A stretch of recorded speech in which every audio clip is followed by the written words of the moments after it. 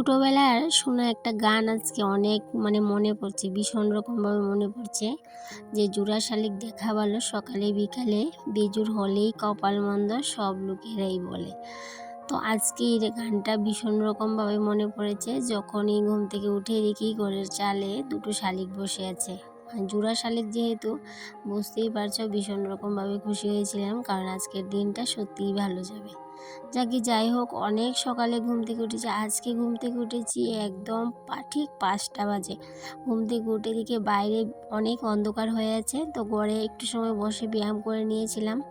তারপর যখন একটু ফর্সা হয়েছে তখন ঘর থেকে বেরোলাম, ভাবলাম আজকে সমস্ত কাজ বাজ খুব সকাল করেই সেরে নেব, যেহেতু এক জায়গাতে যাব। আর কোথায় যাব তোমাদের তো নিশ্চয়ই বলবো। এদিকে দেখো, রাস্তায় এসে দেখি অনেক লোক হাঁটছে, যেহেতু সকালবেলা অনেক লোক হাঁটাহাঁটি করে।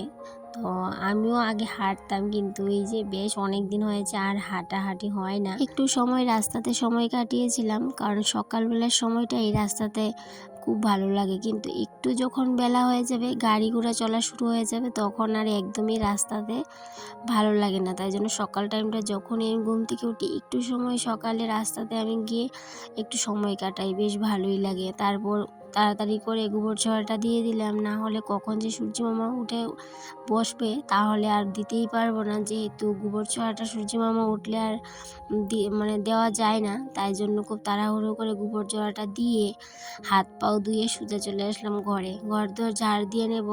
আর এইদিকে বিছানাটা কিন্তু এখনও তোলা হয়নি, যেহেতু হাজব্যান্ড এখনও ঘুম থেকে ওঠেনি।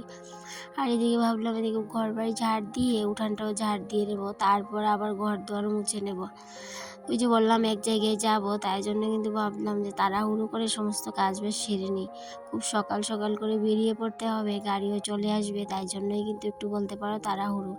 আজকে না ঘুমটা বলতেই পারো একটু কমই হয়েছে, রাতের বেলা ঘুমোতে ঘুমোতে অনেকটাই দেরি হয়ে গেছিলো। সকালবেলা তো প্রত্যেক দিনই আমার অ্যালার্ম বাজে, আজকেও বাজলো। অ্যালার্মের সাথে সাথেই কিন্তু উঠে পড়েছিলাম। তবে অনেক দিন কী হয় বলো তো, অ্যালার্ম দিতে দিতে না আমি বিরক্ত হয়ে যাই, অ্যালার্মটাকে অফ করি আবার শুয়ে থাকি।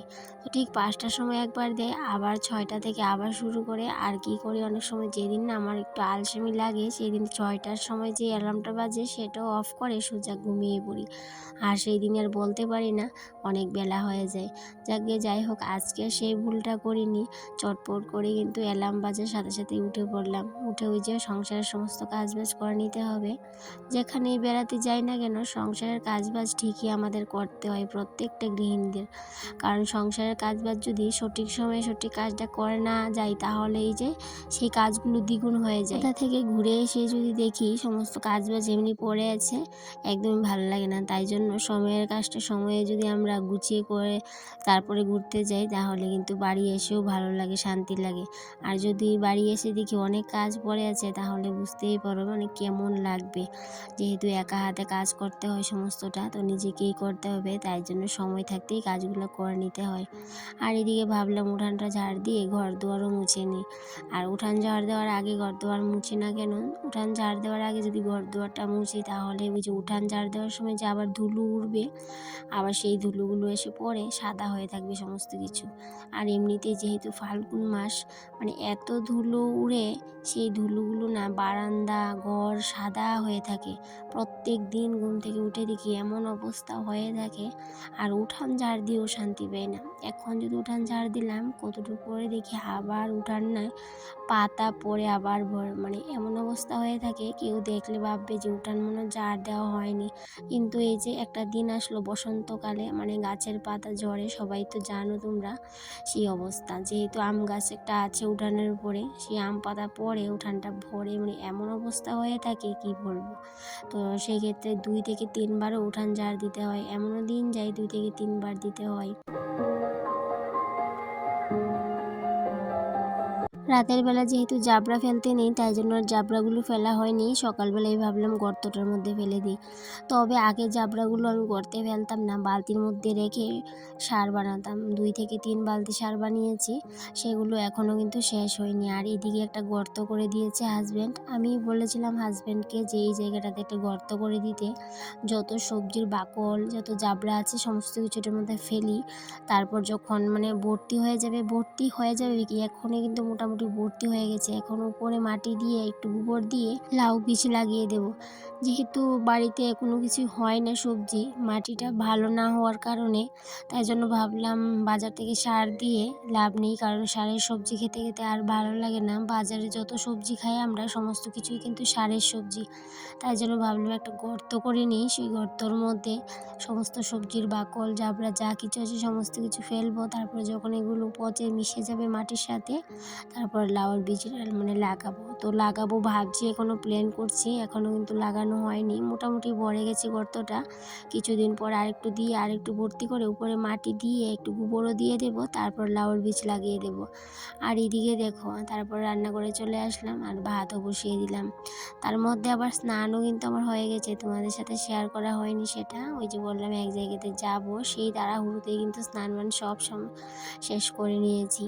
এদিকে কিছু ভিজা কাপড় ছিল, সেগুলোকে একটু মেলে দিয়েছিলাম। তারপর এদিকে ভাত বসিয়ে আবার কাপড়গুলোকে তুলে নিচ্ছি। এখন বেরিয়ে যাব, আর কোথায় যাব বলবো তোমাদের।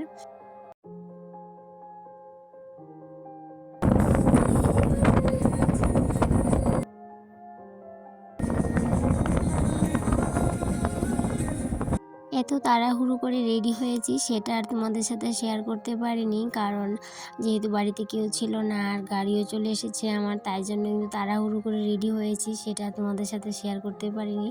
সোজা এই যে গাড়িতে চলে আসলাম, মানে আমি রেডি হয়ে এই গাড়িতে উঠিনি, আমি রেডি হয়ে বাড়িতে গেছি আর অন্য একটা গাড়ি দিয়ে। তো সেখানে গিয়ে ছেলে জুতো বাড়িতে ছিল, সেই জুতো নিয়ে গেলাম, ড্রেস নিয়ে গেলাম, সেগুলো নিয়ে ছেলেকে রেডি করিয়ে তারপর বাড়ি থেকে বের হতে হতে প্রায় 1টা বেজে গেছে। কোথায় সময় ছিল 11:30টার সময় বেরোবো, আর বের হতে হতে প্রায় 1টা বাজেনি যদিও, প্রায় 1টার কাছাকাছি। তারপর সবাই মিলে বেরিয়ে পড়লাম। আর আমাদের পেছনে আরেকটা গাড়ি আছে, কারণ যেহেতু আমরা অনেকগুলো মানুষ, সবাই একটা গাড়িতে হবে না বলে আমরা দুটো গাড়ি নিয়েছি, রিজার্ভ নিয়েছে। আমরা এই গাড়িতে আছি 4 জন আর পেছনের গাড়িতে আছে 5 জন। তো মোটামুটি কাছাকাছি চলে আসলাম। আর কোথায় যাব সেটা তো বলাই হয়নি, যাচ্ছি বোনের বাড়িতে। অনেক দিন আগেকারই প্ল্যান, বোনের বাড়িতে নিমন্ত্রণ ছিল, কিন্তু ওই যে অসুবিধার কারণে পিছিয়ে যাচ্ছিল। তো আজকে ফাইনালি কিন্তু ডেটটা ফালানো হলো যে আজকেই প্ল্যানটা তারা অনুষ্ঠানটা করবে।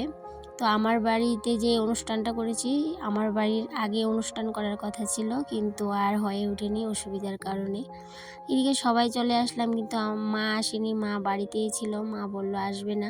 আমরা বাড়ি থেকে মোটামুটি সবাই এসেছি, শুধুমাত্র মা বড়দা আসেনি। আর এদিকে আমার হাজব্যান্ড আর ছোটো ভাই আসবে আরও একটু পরে, তারা আসবে বাইকে।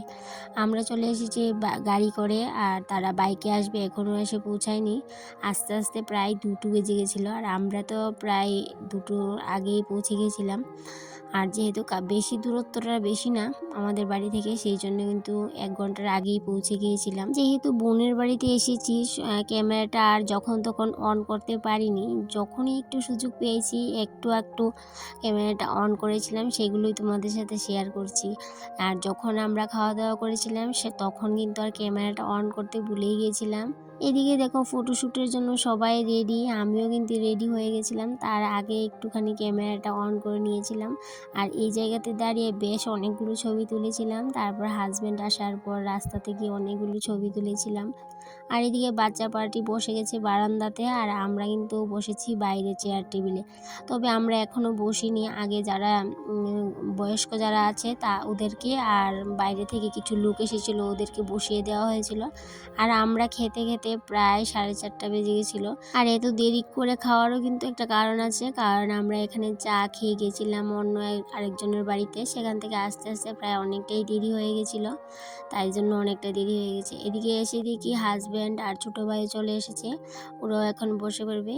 তো ওরা যখন বসবে তখনও কিন্তু আমরা বসিনি, আমরা বসতে বসতে প্রায় অনেকটা দেরি হয়ে গেছিলো।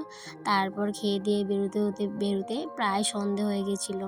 তো এখন বাজে 6টা, আর বাড়ি গিয়ে পৌঁছতে প্রায় 6:30 বেজে গেছিলো। তো হাজব্যান্ড ছোটো ভাই ওরা কিন্তু আগেই গেছিলো, বাড়ি চলে গেছিলো, আর আমরা কিন্তু এখন যাচ্ছি। তো বন্ধুরা, কথা বলতে বলতে চলে আসলাম ভিডিওর শেষ পর্যায়ে।